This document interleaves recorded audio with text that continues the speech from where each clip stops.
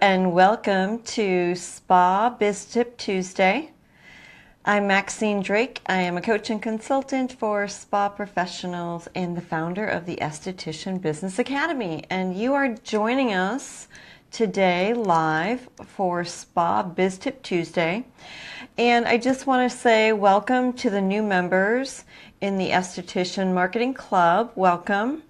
Brooke and I we're going to be doing a lot more live streaming. Brooke and I actually are committed to the beginning of the month. We are doing a live stream together. Hey, Brooke, let's tag some peeps. And so I'm kind of excited about today's topic because, well, I love all topics, but I was coaching with a few estheticians and I was like, what do I talk about this week? It was like a toss-up. Do I talk about the employee 1099 situation, or do I talk about Yelp? Because both came up. Hey, Trish. So I decided on Yelp, and I feel like it's kind of a hot topic because there's just a lot of aggravation around Yelp. So the big question is, Yelp, do you love it or do you hate it? And I kind of want to find out the pulse of what you've experienced as far as, with your business and Yelp. And I think that there's some other things to explore here with Yelp. So that was the main reason. This isn't like a Yelp bashing live stream for today. But I think that there's some things that need to be addressed, right? It's like the elephant in the room with Yelp. So do you love it or do you hate it? And if you could put in the comments. And hello, Kelly. And then if you wouldn't mind sharing a story, if you have any stories of what you've experienced on Yelp. I've heard a lot of different stories about Yelp and business and our industry. Kelly says, I love Yelp. Yay. Brookley Wood says, I love it. Perfect. So here's the thing. I've even seen a lot of posts about Yelp, and you can engage with them, as far as being, a paid client of theirs if you want. And if there's anyone here that has partnered with them and has invested with Yelp and you've had a good experience, I'd love for you to share that experience. I've heard a lot on the other side, but let's just take a look at the opportunity first, okay? I think this is the most important to look at. There is a ton of opportunity as far as any of the social platforms.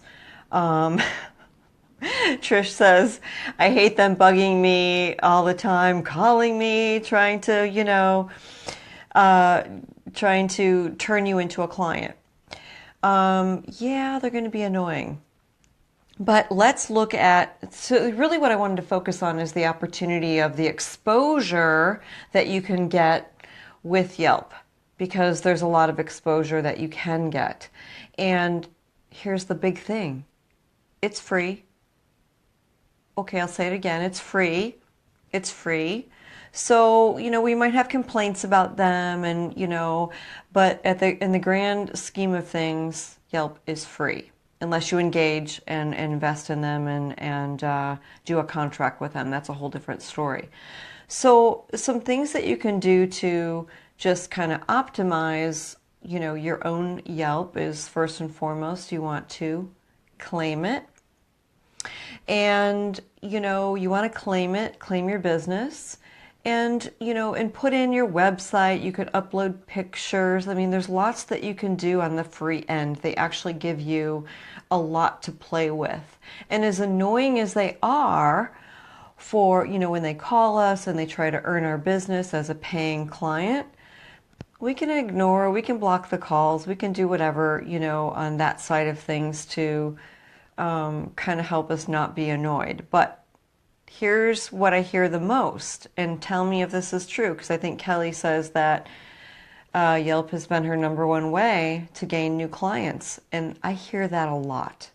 Okay, so that's a positive in my book. That's flat out a positive. So we want to be paying attention to that. And so that's really it. Okay, I'm done. Bye. No, just kidding. So I mean, that's the positive spin, is that I think in the grand and at the end of the day, that Yelp can be more helpful to your business than harmful. Yeah, you might see some reviews on there that have been hidden and whatever. But the thing is consistency, right? Consistency. So some things that you don't want to do with Yelp would be to, bribe people to, or pay people to do reviews for you. I think that politely asking for reviews, like, hey, if you really enjoyed your experience with me today, or, please share it. I'd love it. I mean, it's almost like as if we were asking for a referral. How would we say that? It's kind of like the same context, really. And I don't think that there's any harm in that. But when we get like bulks of reviews from Yelp because maybe we're running a campaign, or we've decided to run a contest and we're getting a bulk of them from people that maybe even don't even have a Yelp account and it's their only review, yeah, it might get hidden. Because Yelp, there's algorithms that Yelp uses, and if you're the only review that a client has posted, it might get hidden. But, we want to be consistent. So we want to always be consistently, and just make it part of your protocol.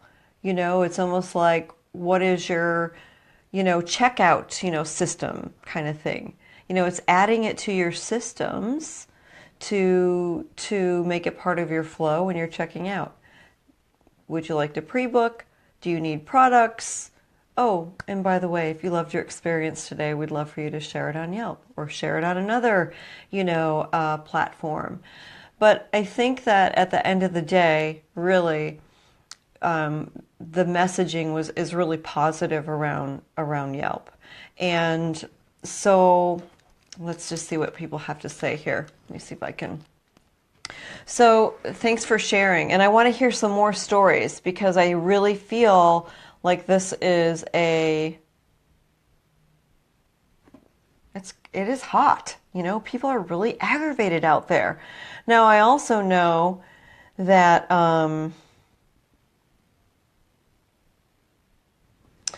Kelly says, yep, I did get annoyed when they were calling, but I just never answer or return their call. Plus, I told them I was super busy with clients and didn't have room for a ton more, so advertising didn't make sense for me. And the calls slowed way down after that. Yeah, I think being kind, to them too, and just, ignoring them is also a form of communication, right? So I think that's a great way to handle it. And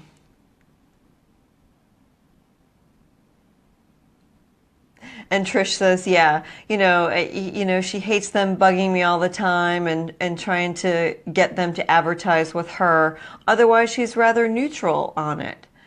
So really my message for today was, we kind of have a choice how we react or respond to things. And at the end of the day, I really feel like it's positive. Now, what if you get, a not so positive review on Yelp? What do you do? That's another thing. It's all how we respond to things, and we always want to be taking the high road, and we always want to address the problem. I think that it's really cool that there's so many platforms today for people to actually leave reviews for us, because we didn't used to have that, years and years ago. I'm not going to say how long ago, but we didn't used to have that. And I think it's good to know how a person feels about your company, I mean, it's really good to get that feedback, whether, and if it isn't a positive review, we kind of have to find out why. I think it's really important to find out why, because you want to know, why isn't a person going to be coming back, right? So, there's some value there, and there's learning in there, and it's an opportunity for us to improve and do better and say, wow, thank you. Maybe I was a jerk that day, or maybe I was in a hurry, or who knows? I mean, there's all kinds of things that could happen. But, I think that how we respond to those, and not in a defensive way, but more or less bringing it offline and saying, wow, I'd really like to fix this, situation, and I'd love for you to give me another opportunity to do better, I mean, it's always an opportunity. So let's see. Candace says, some of my clients have never heard or used Yelp, and that would explain why I may have been their only review. Yeah, it's not fair that they removed those and only made those who left one not want to review anything else. But Yelp, they're a business too, and I get you. I totally feel you. And they're paying attention to the one-hitters, the one-time hitters. And, they want followers too. They want people to engage just like we want people to engage. And so, I mean, I have a Yelp account. I'm not, super, I've definitely done reviews on both sides of the fence. And, but they want to have users that are continuing to use their platform as well. So, I mean, I get it, and I get how it's like, oh man, well, we got this really, great review or 3 reviews, and, Yelp chose to hide them. At the end of the day, like, all we have to do is just keep getting more, and just keep encouraging more so that we can have that consistency and keep building it up. You know what I mean? So, so that's my answer to that. I don't know if that helps you, Candace, but, that's my answer to that. But I really wanted to thank you for chiming in today on today's topic, because I feel like, it's always good to talk about these things. It's always good to talk about the heated things, and I really wanted to have an open discussion about it. So I'm really thankful for, whenever you comment and kind of share your views on the subject. But if anybody has anything else to add, I'd love to know. Has anybody paid? Has anybody invested with Yelp that had, either one, a positive or a negative experience? I have heard not so good experiences with investing. So I'd really like to hear, especially if someone had a good experience with that. So I don't necessarily think you have to invest with them. I think you could just leave it be and let it do, and let it happen organically. Obviously the more reviews, the better. I think Candace was asking how many reviews must a person leave other businesses. I'm not sure. I want to say like the magic number is around 5 or 10, but not like all in the same hour, you know what I mean? Because Yelp kind of pays attention to, again, those algorithms. So if we're like, hey, I want to like be legit, and before I go do this review on this spa, I'm going to go do 10 reviews on restaurants or whatever to show that I'm a legit person. I know that when you tie it to your Facebook, that also helps with making your Facebook legit. That's also, I mean, your Yelp legit. So that also that's another little tip there. But let's see. Ellie Allen says, I ended up with $3,000 plus a bill with them and never generated a single client. Yeah, and I'm really sorry for that experience, and that's kind of what I've heard. That's why I kind of don't coach to invest. Of course, it's your choice. This isn't a Yelp bashing. I really wanted you to leave with a positive, but I also wanted to catch you because I think I coached some people last week, and I'm like, oh, and they had just invested, and it's like once you sign a contract with them, they have the death grip on you. So. I don't think you need to. There's just other places that you can invest your money to brush up on marketing, and I don't think you need to invest with them. I think that just asking for reviews as part of your system, right? I'm a big systems girl. As part of your flow, and get into the habit of every time a client checks out to ask for, a review. You don't have to give them anything. You don't have to do anything. I think it's just asking. A lot of people out of the kindness of their heart want to do it for you. Just like, our clients want to give us referrals. It's the same thing, you know? So, and Ellie says, I agree. The best way is to use it and claim your business and respond to your reviews, both positive and negative. Absolutely. It's that engagement, and it's that engagement. Put up your hours, put up all your contact information. Now, once you do this, it might set it in motion where now Yelp is like, hey, you're on the radar, so I'm going to call and bug you. So just be prepared and just block them or ignore them, like Kelly said, and try not to let them get under your skin is the big thing, because you have bigger fish to fry. You have a business to run, and and we have the liberty to answer the phone or not, and a lot of times with caller ID, we have that choice. So claim your business, upload your hours, make it really easy for people to get a hold of you. If you have a website, include your link, include as many pictures as you want. I mean, even clients have an opportunity to also upload pictures, and I think that's kind of cool. So, and just let it grow organically. It's kind of like your Facebook or any of the other platforms. I think when we allow them to grow organically and we're not in a big fat hurry to get 10 reviews by Friday, I think we'll be okay, and it's going to be okay. So I think that's the biggest thing. So anyway, let's just see if there's any additional comments. Yep, Candace says, yep, another local esthetician told me she's paying over $300 a month in Yelp for advertising and has not had any new clients. Exactly. This is why I'm like, look, I don't think you need to, Again, it's your choice, but I don't think you need to. And we can just go by all of these stories. That's why I'm like, please, if you've had a success story, I really want you to share it in this thread to kind of offset, because all I've heard once you start investing is a lot of negative. And so that's why I'm like, okay, well, when I coach people, no ma'am, you don't need to invest.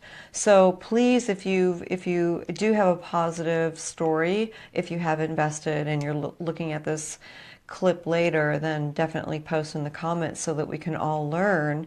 And maybe you can share with us what you did, or what your strategy was, or something along those lines, because we'd really like to. I know I would like to know, and I'm sure the viewers would like to know too.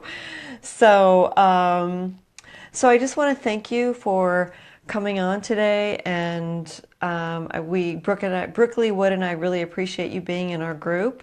And next week, it's going to be Brookley Wood and I. We're going to be doing our duo live stream. So make sure that you tune in every Tuesday, 3 p.m. Eastern Time, for Spa Biz Tip Tuesday, where we deliver value to you to help you grow your spa business. So thank you so much for being here. All right, have a beautiful rest of the week.